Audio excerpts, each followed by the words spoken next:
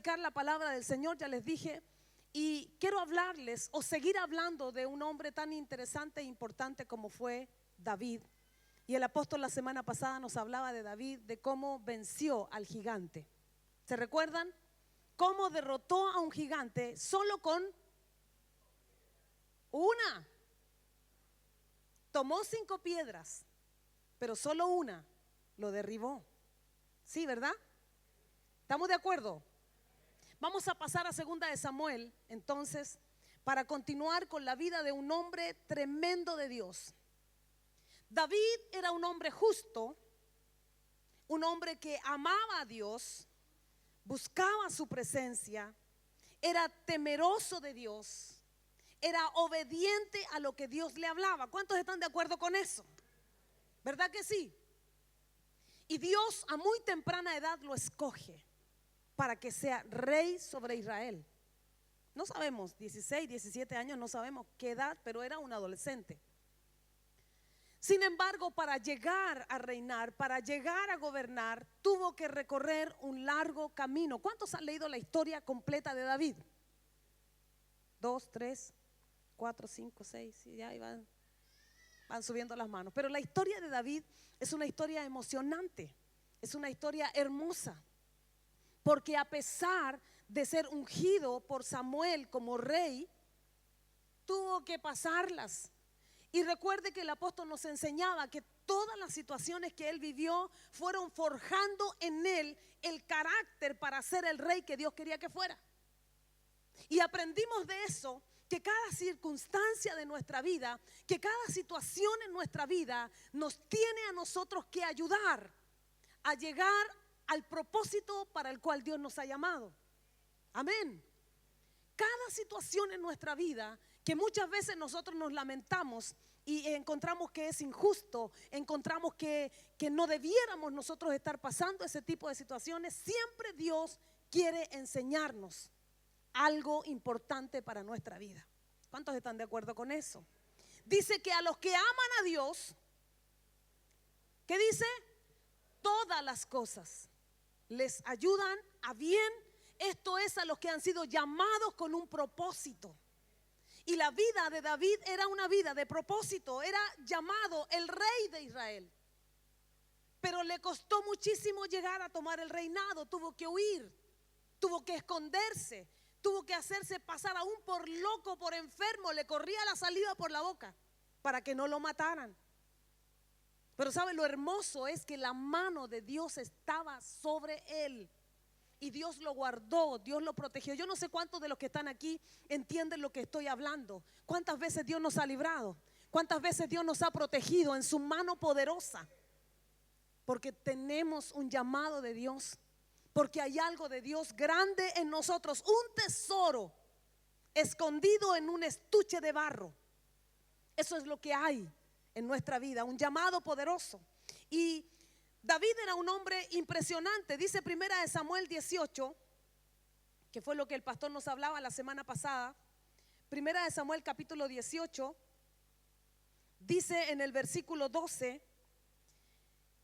mas Saúl estaba temeroso de David por cuanto Jehová estaba con él y se había apartado de Saúl. ¿Qué hacía de maravilloso que tenía David? Es que Dios estaba con él. No hay nada más hermoso que saber que Dios está contigo. Amén. Porque si Dios está con nosotros, ¿quién será contra nosotros? Amén. El versículo 14 dice: y David se conducía prudentemente en todos sus asuntos y Jehová estaba con él. Y dice: y viendo Saúl que se portaba tan prudentemente, tenía temor de él. Las características de David eran sobresalientes. Era un hombre especial. Era un hombre que amaba a Dios, honraba a Dios. Sin embargo, quiero llevarles a 2 de Samuel, en el capítulo 11. De pronto hemos hablado tanto de David, tantas maravillas, pero la Biblia, la palabra del Señor, también nos relata cómo los santos hombres de Dios eran como usted y como yo. Hombres con debilidades, hombres con problemas, y si digo hombre digo mujer, porque en la mujer también tenemos hartos problemas. No hay ni una mujer aquí. Pero también tenemos rollos y grandes. Dice la palabra que Jehová estaba con él. Sin embargo, cuando vemos el relato de segunda de Samuel, nos muestra a un David, y vamos a hablar específicamente del capítulo 11, a un David distraído, por así decirlo, a un David que se permitió caer en un gran pecado, en un grave pecado. ¿Y por qué yo quiero hoy hablar de esto? ¿Y por qué nos pusimos de acuerdo con el apóstol de hablar acerca de esto? Porque nosotros tenemos que tener nuestros ojos abiertos. Nosotros tenemos que tener nuestra mente muy despierta y atentos a todo lo que acontece a nuestro alrededor. Y no debemos permitirle al diablo tentarnos. No debemos permitirle al diablo que haga de nosotros un juguete de él. Eso es lo que queremos aprender con la vida de David. No en ningún momento quiero desprestigiar al gran rey y cantor de Israel, al adorador, al hombre de Dios. Porque a pesar de todo su pecado, vamos a encontrarnos que él se arrepintió y se volvió de su mal camino. ¿Verdad? ¿Se sabe la historia? Si no se la sabe, se la recomiendo, léala porque es maravilloso. Y dice, iniciando el capítulo 11, versículo 1, aconteció al año siguiente, en el tiempo que salen los reyes a la guerra, que David envió a Joab y con él a sus siervos y a todo Israel, y destruyeron los amonitas y sitiaron a Rabá, pero David se quedó en Jerusalén. Solo con iniciar esta lectura nos vamos a dar cuenta que dice algo bien importante allí. Dice, en el tiempo que salen los reyes a la guerra. ¿Quién era David? David a esa altura ya era el rey, no solo de Judá, sino que era el rey de todo Israel. Era el rey. Y dice la lectura que era tiempo de ir a la guerra, pero David se quedó en su casa. Dice la historia que el invierno había pasado, ya era tiempo de primavera, ya los caminos estaban buenos, era tiempo de ir a la guerra aprovechando el buen clima. Ya los caminos no estaban inundados, ya era posible ir a la guerra, y los reyes de aquel entonces peleaban y conquistaban territorios, mataban gente porque ellos querían abarcar mayor territorio, y él era un rey. David era un rey. Sin embargo, David, siendo el rey de Israel, David debiendo haber estado en el frente de batalla guiando al ejército, dice la Biblia que él se quedó en el palacio. Si lo leyó usted, ¿verdad? El versículo final dice, pero David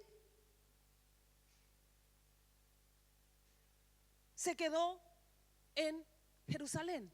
Hay otra versión que dice se quedó en palacio. Se quedó en su casa. Se quedó en su comodidad. Mientras todos los demás estaban en la guerra, como el capitán Araya, ¿cierto? Que los manda a todos a predicar y él se queda en la playa. Así fue David. Ahora, ¿cuál es el problema aquí? Tal vez estaba cansado, ya tenía casi 50 años.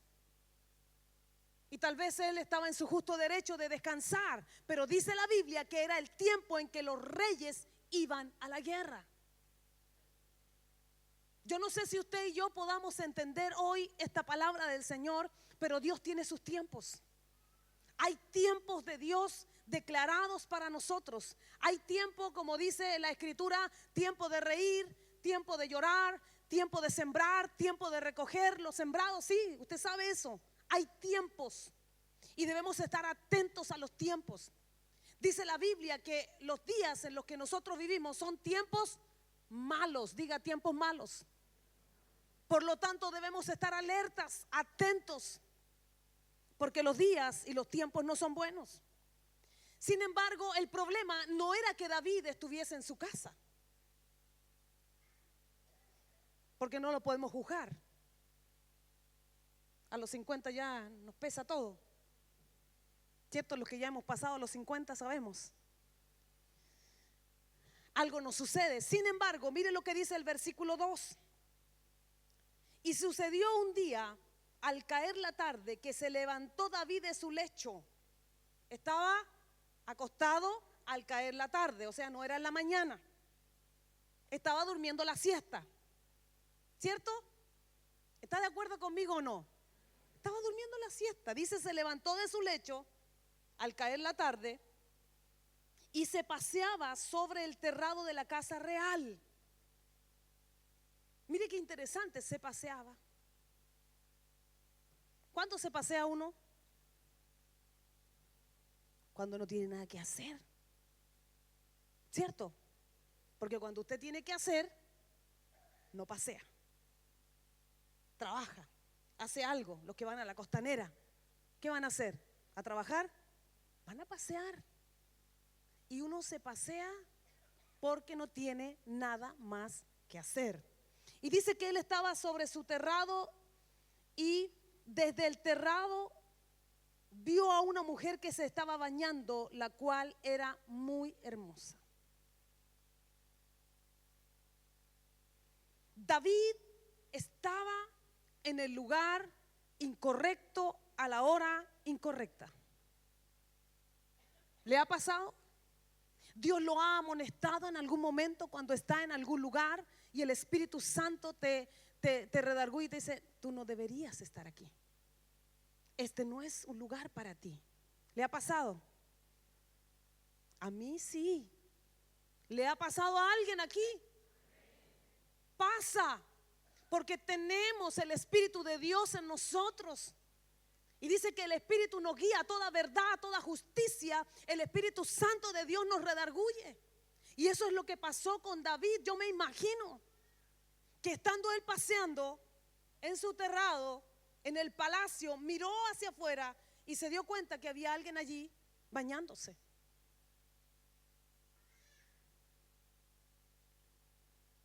Y seguramente en su corazón la miró y dijo, wow, qué bonita. ¿Cómo dicen ustedes? Juío. Cuestiones que le ponen a uno en el Face y cosas que uno dice, ¿qué están haciendo? Eso, juío. Seguramente él tuvo la intención y dijo, wow. Y alguien dice que en la primera mirada no hay pecado, ¿cierto? Los que justificamos el pecado. Nada malo con mirar, los ojos están para mirar.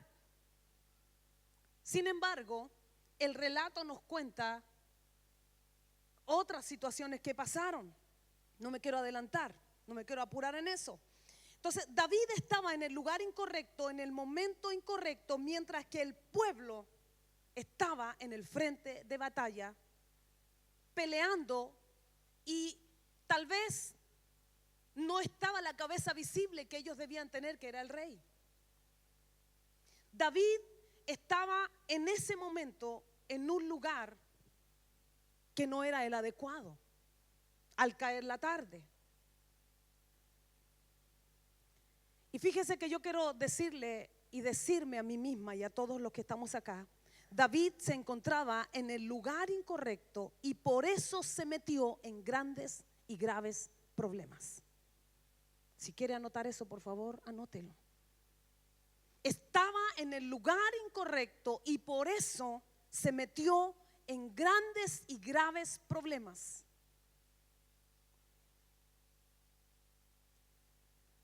Una gran enseñanza para todos nosotros.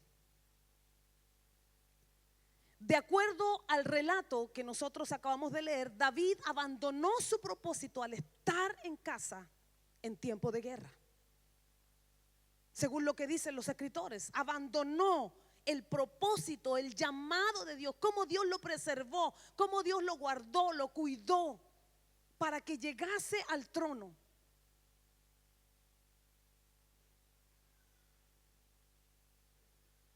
una enseñanza para todos nosotros. Usted y yo debemos estar en el centro de la voluntad y el propósito de Dios para nuestra vida. ¿Cuántos están de acuerdo con eso? Usted y yo debemos estar en el centro del propósito y la voluntad de Dios para nuestra vida. Ahí es donde tenemos que estar. Ahí es donde tenemos que tratar de meternos todo el tiempo. No olvidemos que fuimos llamados para conquistar el mundo para Cristo. No nos olvidemos que fuimos llamados para ser reyes y sacerdotes para Dios. No hay nadie aquí, no le gusta la palabra, pero fuimos llamados por el Señor con un propósito. Usted no fue llamado para venir aquí, cantar y sentarse y luego irse. Fuimos llamados para conquistar, fuimos llamados para gobernar, fuimos llamados para reinar. Ese es el llamado de la iglesia. Ese es el llamado del Señor. Y cuando descuidamos nuestra posición, cuando descuidamos el llamado que Dios nos ha dado, estamos expuestos a caer en la tentación. ¿Qué hace un joven y una señorita a oscuras en un lugar lejano? ¿Qué hace un joven y una señorita en la pieza, en el dormitorio de su casa, acariciándose? ¿Qué hace? Si hay un propósito de Dios para su vida, está en el lugar incorrecto, en el tiempo incorrecto. A nadie le gusta la palabra, pero es lo que Dios me dio. Es una alerta de Dios para nosotros. No diga yo no sabía. No diga yo lo tengo todo controlado, yo soy grande, yo sé lo que hago. Yo quiero decirle que anda el diablo como león rugiente buscando a quien devorar. Y dice la Biblia que nuestro corazón es engañoso más que todas las cosas y perverso. Por eso es que debemos estar alertas, cuidar nuestra salvación con temor y temblor. Amén. No somos muy famosos los predicadores, pero no quiero ser famosa. Quiero obedecer a lo que Dios está poniendo en nuestro corazón. Quiero obedecer a lo que es correcto. Y dice que estaba en el lugar incorrecto. En el versículo 2 y 3 quiero leerlo juntos. Y sucedió un día al caer la tarde que se levantó David de su lecho y se paseaba sobre el terrado de la casa real y vio desde el terrado a una mujer que se estaba bañando, la cual era muy hermosa. Verso 3: envió David a preguntar por aquella mujer y le dijeron: aquella es Betsabé, hija de Eliam, mujer de Urías Eteo. No contento con mirar, se quedó con él, bichito dentro, y mandó preguntar: ¿quién es esa mujer? Centró sus pensamientos en sus propios deseos. O sea, el pecado comienza con un deseo, pero ese pecado comienza a alimentarse. No contento con mirar, manda a preguntar. O sea, está alimentando un deseo en su corazón. Y fíjate que los escritores dicen que David fue vencido por la tentación, el deseo de tener algo. ¿Cuál es la enseñanza para nosotros? El peligro de jugar con el pecado, el peligro de jugar con la tentación. Seguramente David pensó solo satisfacer un deseo momentáneo, como un hombre cualquiera, como un hombre con una mente carnal cualquiera, sin pensar en las consecuencias que todo esto traería.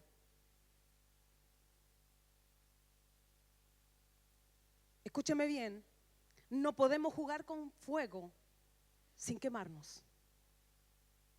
Ese es el dicho, ¿verdad? No podemos jugar con fuego y no quemarnos. Si no estamos en nuestro lugar, si no estamos haciendo nuestro deber, hay un gran peligro de caer en la tentación. Y eso sí que es grave. Eso sí es grave. No es suficiente pensar que todo va a salir bien. Hay gente que se queda en la casa simplemente porque se quiere quedar. Está en todo su derecho. Pero cuando ya son 2 semanas, 3 semanas, entonces está siendo un blanco para el enemigo, para caer en la tentación. Y estoy hablando a gente aquí que ha recibido al Señor, gente aquí que es salva. Amén. No a las visitas están recién aprendiendo. Hay mucha gente que escucha una prédica así y dice, no, yo no quiero estar aquí. Déjenme como estaba. Nadie te va a controlar. Es solo la palabra de Dios hablando a nuestro corazón, guiándonos, conduciéndonos, enseñándonos. Pues la palabra de Dios es nuestra regla de fe y de conducta. Ella es quien debe guiar nuestro caminar. Amén. Y yo le doy gloria a Dios por todos los que venimos y siempre escuchamos la palabra y estamos aquí. Estamos tratando de mejorar. ¿Cuántos están tratando de mejorar? Estamos tratando. Nos estamos esforzando. Aquí no hay ningún santo, pero vemos hartos santos. Santos que no hacen ningún pecado, no. Santos que hemos sido apartados para Dios. Eso es lo que somos. Amén. Y dice entonces, yo no quisiera ir al detalle, no, al detalle por detalle, pero cuando la tentación llegó a David, David la examinó, preguntó, ¿quién es? Pero ¿sabe lo más terrible? Es que le dijeron, es tal persona y es la esposa de tal persona y ese hombre está en la guerra. Está peleando. Ya van 2 pasos, miró, preguntó y el tercer paso, ¿cuál fue? Verso número 4. Y envió David mensajeros y la tomó y vino a él y él durmió con ella. Ya van 3 acciones en su pecado. Miró, preguntó, codició y la tomó sabiendo quién era esta mujer. Y Urías Eteo, su esposo, estaba en la guerra donde el rey también tenía que haber estado. Deliberadamente pecó, sabiendo que era una mujer casada, sabiendo la situación de esta mujer, él deliberadamente tomó, o sea, complació su corazón, egoísta, perverso.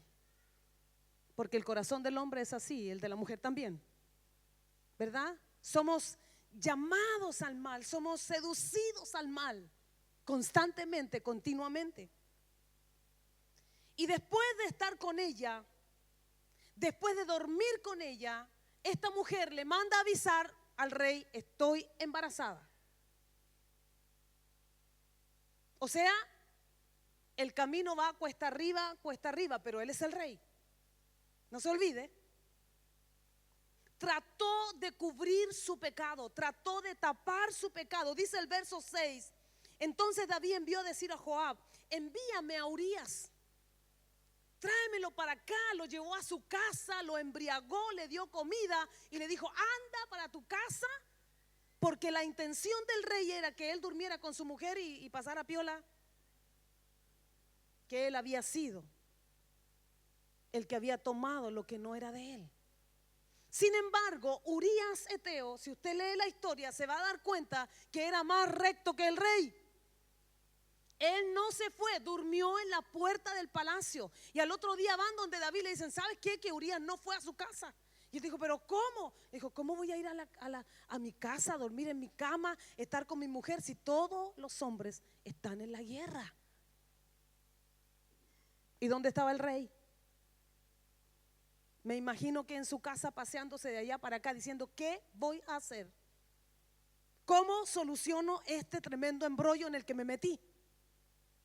Y por segunda vez invita a Urías y lo vuelve a embriagar y el hombre otra vez no se va a su casa. Por lo tanto, un pecado llamó a otro pecado y a otro pecado para cubrir. Lamentablemente, cuando se inicia algo en oculto, desencadena un sinnúmero de acciones contrarias para cubrir la falta cometida. Esto le sucedió a David. Comenzó algo tal vez ingenuo, tal vez no era tan grave, según su mirada. Y luego terminó en adulterio y asesinato. Porque él ordenó, llamó al jefe de la guardia o al jefe del ejército, le dijo: ven y ponme a Urías Eteo en la primera fila de la batalla. O sea, el tipo tiene que morirse sí o sí. ¿Para qué? Para tapar el pecado. Y para nosotros es una lección muy grande, una lección muy grande. Porque una acción para tapar otra acción siempre va desencadenando una montaña de problemas. David estaba en graves problemas. Y murió Urías, efectivamente. Fue muerto en la batalla, y dice que después de que Betsabé lo lloró a su esposo y todo, él la tomó como su mujer y la trajo a su casa. ¿Se fija? Un tremendo panorama. Y podemos recordar lo que decía el versículo 1: en el tiempo que salen los reyes a la guerra, David se quedó en casa. O sea, si David hubiese ido al lugar donde Dios le había mandado, se hubiese evitado toda esta clase de problemas. Por eso la enseñanza para nosotros es obedecer al Señor, no hacer las cosas que a Dios no le agradan. No vivir a escondidas de Dios, pensando que como no nos vio el pastor, no nos vio el líder, no me vieron mis padres, no me vio mi jefe en el trabajo, Dios está mirando cada una de nuestras acciones. Amén. Así que si le mienten a los padres, eso no va a quedar impune.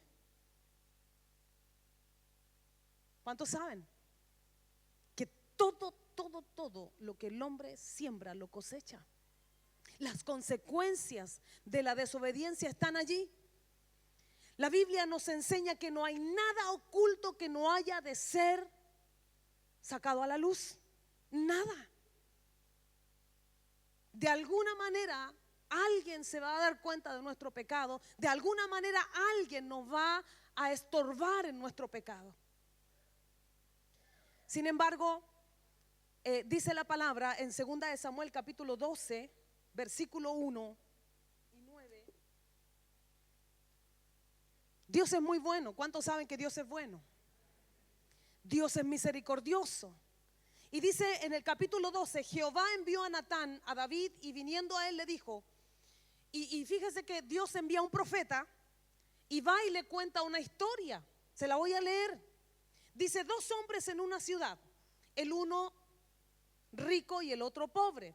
El rico tenía numerosas ovejas y vacas, pero el pobre no tenía más que una sola corderita que él había comprado y criado, y que había crecido con él y con sus hijos juntamente, comiendo de su bocado y bebiendo de su vaso y durmiendo en su seno, y la tenía como a una hija. Y vino uno de camino al hombre rico, y ese no quiso tomar de sus ovejas y de sus vacas para guisar para el caminante que había venido a él, sino que tomó la oveja de aquel hombre pobre y la preparó para aquel que había venido a él. Y mire lo que hizo David. Entonces se encendió el furor de David en gran manera contra aquel hombre, y dijo a Natán: vive Jehová, que el que tal hizo es digno de muerte. Había pasado un tiempo, habían pasado días, pero Dios no se olvida. Y viene donde David la palabra, y David, dígame si no seguía siendo justo. ¿Era justo? Lo que él estaba diciendo es justo. Pero lo que él no sabía era que el profeta le trajo esta palabra para decir que ese hombre era él, el mismo rey. Dice: y debe pagar la cordera con 4 tantos porque hizo tal cosa y no tuvo misericordia. Él mismo se dio su propia condenación. Él mismo. Entonces dijo Natán a David: tú eres aquel hombre. Así ha dicho Jehová, Dios de Israel: yo te ungí por rey sobre Israel y te libré de la mano de Saúl y te di de la casa de tu señor y las mujeres de tu señor en tu seno. Además te di la casa de Israel y de Judá. Y si esto fuera poco, te habría añadido mucho más. ¿Por qué pues tuviste en poco la palabra de Jehová, haciendo lo malo delante de sus ojos? A Urías Heteo heriste y lo mataste, y tomaste su mujer y mataste a espada a los hijos de Amón, por lo cual ahora no se apartará jamás de ti la espada. Fíjate que esta historia es triste, pero a la vez es una historia que nos enseña muchísimo a nosotros. David pudo haber decidido detenerse y volverse del mal en cualquier etapa del camino en el que iba. ¿Cuántos están de acuerdo con eso? ¿Cuántos saben que Dios a nosotros nos da oportunidades tras oportunidades?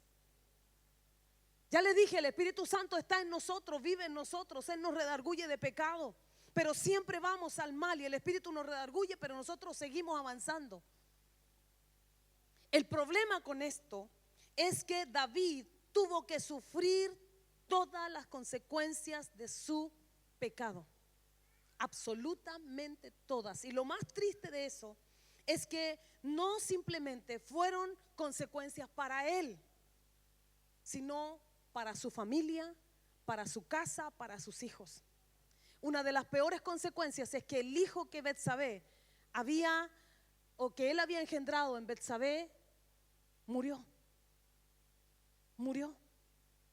Y dice que él ayunó, oró, lloró, se tiró tierra sobre la cabeza como lo hacían en ese tiempo, pero el hijo murió, porque esa era la palabra decretada por Dios.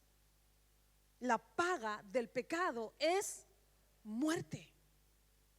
La paga del pecado es muerte, y David tuvo que vivirlo en carne propia. Sin embargo, él se arrepintió, él se humilló, él lloró delante de Dios. ¿Y cuántos saben que cuando tú te humillas, cuando tú te arrepientes, Dios te perdona? ¿Cuántos sabemos eso? ¿Cuántos hemos vivido y vivimos ese favor de Dios? Sabemos que cuando fallamos, que cuando hemos pecado y vamos arrepentidos delante del Señor, Él nos perdona. Él nos perdona, pero no podemos evitar pagar las consecuencias de nuestro pecado. Los hijos de David se mataron unos con otros, a una hija la violaron, el hermano de ella mató a quien había violado. O sea, una desencadenada de cosas malas, consecuencias, solo por haber desobedecido el mandato de Dios, por haber estado en el lugar equivocado y tomar la decisión incorrecta, por no parar las antenas y decir: esto no me conviene, yo no puedo terminar así, yo no puedo terminar embarazada, ¿por qué no hago las cosas bien? ¿Por qué mejor no me caso? Dice el apóstol Pablo: si alguno se está quemando, mejor cásese, porque el tener relaciones sexuales te implica tener compromisos y responsabilidades. ¿No hay ningún joven aquí? Estoy hablando a los jóvenes. Si quieres tener beneficios del matrimonio, entonces anda al civil y cásate y disfruta de todo lo que quieras. Pero antes de eso, estás en el lugar incorrecto y en la hora incorrecta. El pecado está a la puerta, está esperando, está acechando. Y no solamente ese pecado, hay muchos otros pecados: la mentira, el engaño, el robo, la violencia, las malas palabras, los malos tratos. ¿Cómo hijos de Dios pueden tratar mal a su familia? ¿Cómo esposos pueden maltratar a sus mujeres? Violencia: no le pego, pero con tus palabras. Las palabras son más fuertes que los golpes. Creo que Dios nos está llamando a reflexionar y preocuparnos de nuestras acciones, de nuestras actitudes en el reino. Debemos andar, dice la palabra, como Él anduvo, como el Señor anduvo. Debemos conducirnos como verdaderos hijos de Dios en todo lugar. Hermano, en todo lugar, partiendo por tu casa. ¿Dónde vamos a partir? Ser buenos cristianos en nuestra casa, en el trabajo, en el liceo, en el colegio, en la iglesia. Debemos conducirnos como verdaderos hijos de Dios. Debemos obedecer la palabra y, por supuesto, tenemos que huir del pecado. Tenemos que huir de la tentación. Hay una alerta del Espíritu Santo siempre para nosotros. Siempre Dios nos va a alertar del peligro. Siempre Dios nos va a alertar de cuando el enemigo quiera hacernos caer. Siempre. Porque Dios es bueno. Porque Dios es fiel. Porque para siempre son sus misericordias. Y Él se preocupa de cada uno de nosotros. El Salmo 51 es un salmo maravilloso que David escribió. Con esto termino. Salmo 51. Vamos a ver el arrepentimiento genuino de David. Yo cada vez que leía este salmo hace unos años atrás siempre lloraba, porque podía entender el corazón y la condición de David. Y dice: ten piedad de mí, oh Dios, conforme a tus misericordias, conforme a la multitud de tus piedades, borra mis rebeliones, lávame más y más de mi maldad y límpiame de mi pecado, porque yo reconozco mis rebeliones y mi pecado está siempre delante de mí. Contra ti solo he pecado y he hecho lo malo delante de tus ojos, para que seas reconocido justo en tu palabra. He aquí, en maldad he sido formado y en pecado me concibió mi madre. He aquí, tú amas la verdad en lo íntimo y en lo secreto me has hecho comprender sabiduría. El hombre se arrepiente y el poder de Dios inmediatamente viene sobre él y le hace entrar en cordura, le hace entrar en sabiduría. Por eso cuando nosotros pensemos que estamos hablando neciamente, pensando neciamente, tenemos que buscar al Señor, tenemos que buscar a Dios. Él nos dará sabiduría, Él traerá sobre nosotros entendimiento para que cambiemos nuestra manera de pensar y nuestra manera de actuar.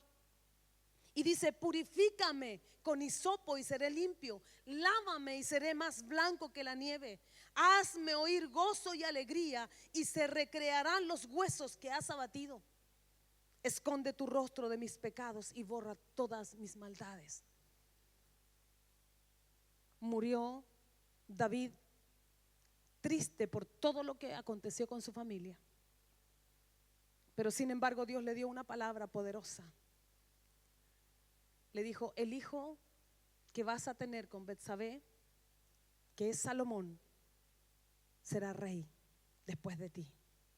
Ese fue el consuelo. El consuelo, porque Dios es así. Dios es bueno. ¿Cuántos pueden decir Dios es bueno? Dios es bueno. Dios es misericordioso, pero Él no es alcahuete de nadie. ¿Escuchó esa palabra? Es fea, a mí no me gusta, pero no sé qué otro sinónimo escoger. Dios no es compinche. Dios no le tapa el pecado a nadie. Dios va a sacar todo lo que esté oculto. Por eso es que debemos andar y vivir en santidad, vivir para Dios, agradándolo a Él en todo. Ese es el llamado del Señor para este día, para nosotros, para todos nosotros. Dios nos está llamando a alinearnos con Él, a vivir en santidad. Póngase de pie, por favor.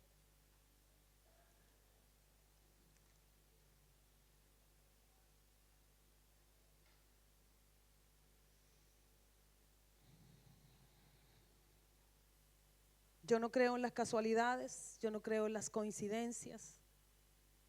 Yo creo en el tiempo de Dios. Y si Dios nos ha dado esta palabra, yo le tengo que decir al Señor: gracias, porque esta palabra es para mí. No sé qué harás tú con esta palabra. No sé si tú podrás decirle esta mañana al Señor: esta palabra es para mí y te doy gracias. Es un llamado de atención, pero un llamado con amor, porque Dios nos ama. Él está con sus brazos abiertos esperando que nosotros nosotros nos volvamos a Él. Allí donde estás, por favor, cierra tus ojos y dale gracias a Dios por esta palabra.